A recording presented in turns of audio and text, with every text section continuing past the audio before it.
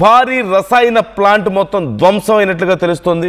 Dimona దగ్గరలోని నియోట్ హోవావ్ పారిశ్రామిక ప్రాంతంపై ఇరాన్ మిజైల్స్ వర్షం కురిపించింది.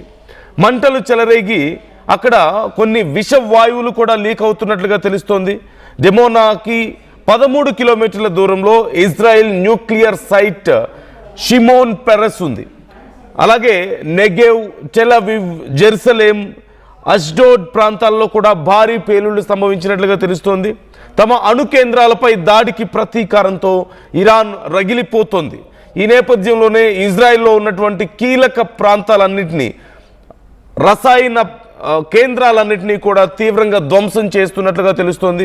మరోవైపు హెజ్బోల్లా కూడా ఈ దాడుల్లో ఇరాన్కి మద్దతు ఇస్తున్నట్లుగా మనకి సమాచారం అందుతోంది.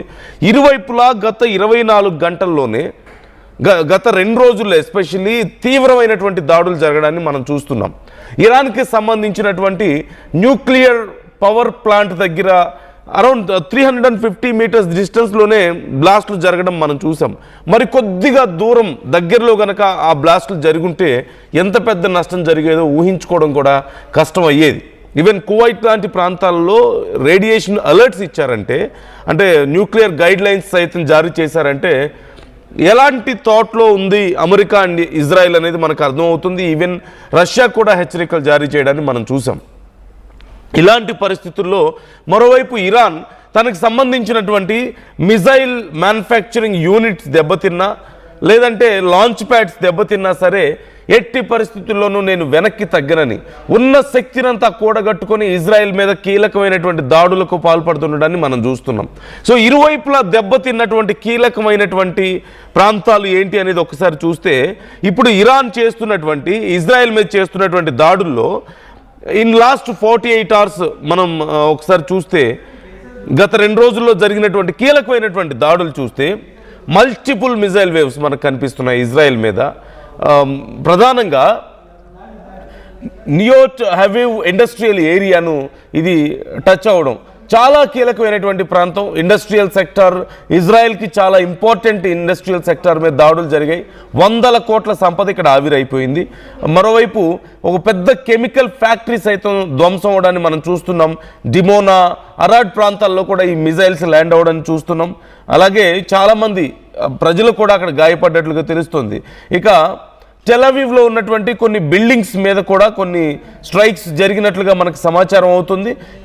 ఈ దాడుల్లో ఒకరు ప్రాణాలు కోల్పోయారు. టెల్ అవీవ్లో కీలకమైనటువంటి ప్రాంతాల్లో డైరెక్ట్గా కొన్ని సివిలియన్ బిల్డింగ్స్ మీద కూడా కొన్ని మిజైల్స్, డ్రోన్స్ లాంచ్ అయినట్లుగా తెలుస్తుంది. అందులో ఒకరు ప్రాణాలు కోల్పోతే 2 గాయపడ్డట్లుగా తెలుస్తోంది. మరోవైపు యమన్లో ఉన్నటువంటి హౌతీస్ కూడా ఇప్పుడు ఇరాన్కి సంబంధించినటువంటి ఈ దాడుల్లో పాల్పంచుకుంటున్నారు. ఇజ్రాయెల్ మీద బ్యాలిస్టిక్ మిజైల్స్ని వీరు లాంచ్ చేసినట్లుగా మనకు తెలుస్తోంది. సో ఇప్పుడు ఇరాన్ ప్రాక్సీలను కూడా పూర్తి స్థాయిలో రంగంలోకి దించుతోంది. ఓ పక్క హౌతీస్ని రంగంలోకి దించుతోంది. హౌతీస్ ఇప్పటికే దాడులు మొదలుపెట్టినట్లుగా కనపడుతోంది. మరోవైపు హెజ్బుల్లాని సైతం ఇప్పుడు రంగంలోకి దిగే అవకాశాలు కనపడుతున్నాయి. సో మనందరం చాలా రోజుల నుంచి మాట్లాడుకుంటూ వస్తున్నాం, ఇజ్రాయెల్ మీద దాడులకి అతి త్వరలో ఈ ప్రాక్సీలు కూడా రంగంలోకి దిగే అవకాశం ఉందని ఇరాన్ తన ప్రాక్సీలని అట్టుపెట్టుకుంది. అవసరమైనప్పుడు చాలా కీలకమైనటువంటి సమయాల్లో వీళ్ళు కూడా దాడులు చేయాలని చెప్పేసి రెడీగా పెట్టుకుంది. అండ్ ఇప్పుడు ఆ సమయం వచ్చినట్లుగా కనపడుతుంది. ఇరాన్ తనకి పూర్తి స్థాయిలో శక్తి ఉన్నంత వరకు పోరాడింది. వేరే వాళ్ళ సపోర్ట్ తీసుకోవాలని అనుకోలేదు. పూర్తిగా ఇప్పుడు ఇజ్రాయెల్ అండ్ అమెరికా ఇరాన్కి సంబంధించినటువంటి ఈ మిజైల్ లాంచింగ్ ప్యాడ్స్ దగ్గర నుంచి మ్యానుఫ్యాక్చరింగ్ యూనిట్స్, అలాగే డ్రోన్ మ్యానుఫ్యాక్చరింగ్ యూనిట్స్ మీద కూడా దాడులు చేస్తున్న నేపథ్యంలో శక్తి తగ్గడంతో ఇక ప్రాక్సీలను రంగంలోకి దించుతున్నట్లుగా కనపడుతోంది. ఈ నేపథ్యంలో ఇజ్రాయెల్లో మరింత పెద్ద ఎత్తున హెజ్బుల్లా నుంచి దాడులు జరిగేటువంటి అవకాశాలు కూడా కనపడుతున్నాయి. ఇక ఇప్పటికే ఇండస్ట్రియల్ ప్లాంట్ చాలా తీవ్రంగా నష్టపోయింది ఇజ్రాయెల్లో. అలాగే కెమికల్ ఫైర్ సైతం లైక్ హజార్డ్ రిస్క్ కనిపిస్తోంది. అంటే కెమికల్ విషవాయువులు ఆ ప్రాంతం అంతా కూడా వ్యాపిస్తున్నాయి. హజార్డ్ రిస్క్ పెరిగింది అంటూ కొన్ని హెచ్చరికలు రావడాన్ని మనం చూస్తున్నాం. పెద్ద ఎత్తున ఇన్ఫ్రాస్ట్రక్చర్ డ్యామేజ్ అయింది.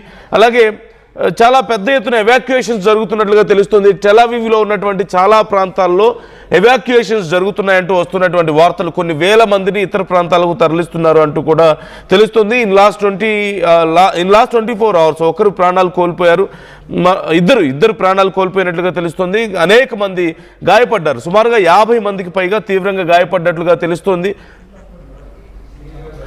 ఒక్కసారి మీరు అక్కడ ఉన్నటువంటి విజువల్స్ చూడొచ్చు. ఇజ్రాయెల్లో ఉన్నటువంటి కీలకమైనటువంటి ఇండస్ట్రియల్ ఏరియాస్ మొత్తం డెస్ట్రాయ్ చేస్తుంది ఇరాన్ ఈ దాడుల్లో పెద్ద ఎత్తున. మరోవైపు ఇటు హౌతీలు కూడా ఈ దాడులకు పాల్పడుతున్నట్లుగా సమాచారం అందుతోంది. హౌతీల సపోర్ట్ హెజ్బొల్లా కూడా ఇప్పుడు మరిన్ని దాడులు చేయడానికి ప్లాన్ చేసుకుంటున్నట్లుగా తెలుస్తోంది. ఇప్పుడు ప్రాక్సీలను కూడా రంగంలోకి దించిన నేపథ్యంలో ఇజ్రాయెల్లో మరిన్ని దాడులు జరగవచ్చనే అనుమానాలతో టెల్-అవీవ్ నుంచి కొన్ని వేల మందిని ఎవాక్యుయేట్ చేయిస్తున్నట్లుగా మనకు తెలుస్తుంది. You can see that visual. ఒకసారి ఆ విజువల్ చూడండి. ఇజ్రాయెల్లో ఉన్నటువంటి కీలకమైనటువంటి ఇండస్ట్రియల్ సెక్టర్ తీవ్రంగా నష్టపోయింది. చాలా పెద్ద ఎత్తున అక్కడ మంటలు ఎగిసిపడుతున్నాయి. చాలా ప్రాంతాల్లో ఈ విషవాయువులు కూడా స్ప్రెడ్ అవుతున్నాయంటూ వార్తలు మనం చూస్తున్నాం. ఇక మరోవైపు ఈవెన్ యుఎస్ అండ్ ఇజ్రాయెల్ కూడా ఇరాన్ మీద గత 24 గంటల్లో చేసినటువంటి దాడులతో ఇరాన్ సైతం చాలా తీవ్రంగా నష్టపోయింది. ఈవెన్ ప్రాక్సీల సపోర్ట్ తీసుకోవాల్సిన అవసరం వస్తుంది.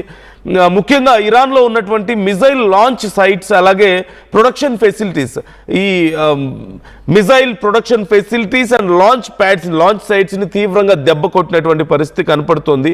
మొత్తం 29 మిజైల్ లాంచ్ సైట్స్ దెబ్బతిన్నాయి ఇన్ లాస్ట్ 48 అవర్స్. అలాగే 4 major production centre like Khojir, అలాగే పార్షిన్ లాంటి ప్రాంతాలు కూడా చాలా తీవ్రంగా దెబ్బతిన్నట్లుగా తెలుస్తుంది. ఈ ప్రాంతాల్లో ఇరాన్కి సంబంధించినటువంటి ఈ satellite launching stations and missile launching stations and missile production sites ఉన్నట్లుగా తెలుస్తుంది కంపెనీస్.